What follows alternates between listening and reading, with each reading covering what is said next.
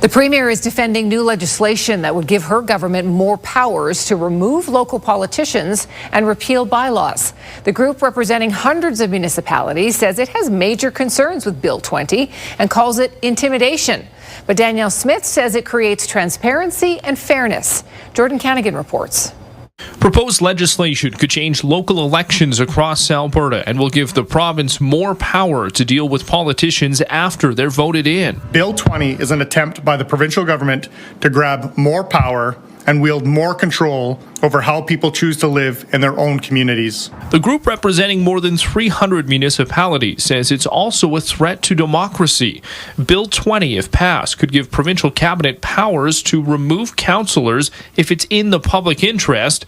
It could also allow the province to change or repeal local bylaws. Alberta Municipalities is concerned that the bill will intimidate and even silence legally elected officials who dare to criticize the provincial government. But the Premier says the rule changes are needed to bring accountability to elected officials. Danielle Smith says the extra powers the bill contained would be used only sparingly. It's only going to be, as the Minister of Municipal Affairs said, in the case of very extreme circumstances where he would feel a need that he had to step in based on circumstances or overwhelming public demands. The bill would also bring sweeping changes to election donations and introduce political parties in Calgary and Edmonton municipal elections as a pilot project. This troubling piece of legislation makes local councils and mayors accountable to Danielle Smith and not to the Albertans who voted for them. Mayors say they want to be part of the conversation when it comes to recent legislation.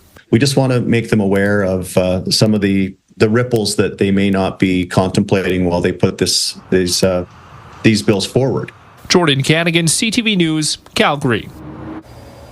Bill 20 has been tabled, but the province says it will now start consultation with municipalities to determine details of how to roll that legislation out. And thanks for joining us. By a very slim margin, residents of Westlock have voted to ban all non-federal, provincial or municipal flags on municipal property. Jasmine King is in Westlock this afternoon. Jasmine, what does this mean?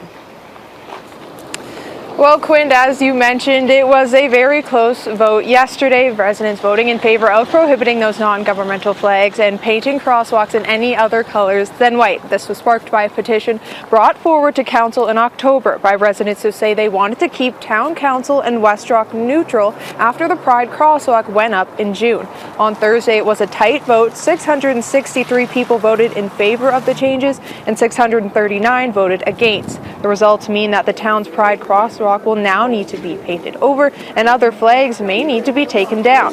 The vote has sparked debate for those both for and against, but Westlock's Mayor John Kramer made his and council's position clear. From the beginning, we made it pretty clear to our community as best we could that this was a bad bylaw. 100% of the data says that every level of government, whether it's federal, provincial, municipal, we all use our public infrastructure to promote diversity and inclusion.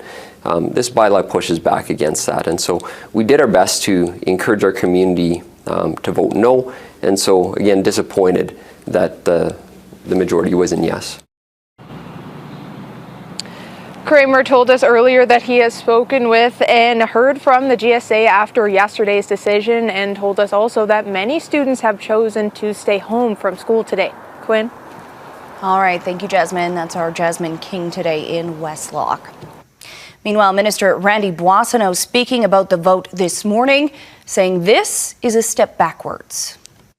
At the personal level, I can tell you what a signal like no political, it has to be politically neutral signage does. It says, if you're different, you're not welcome here. I left Morinville because as a queer kid, I knew I'd never be able to be myself.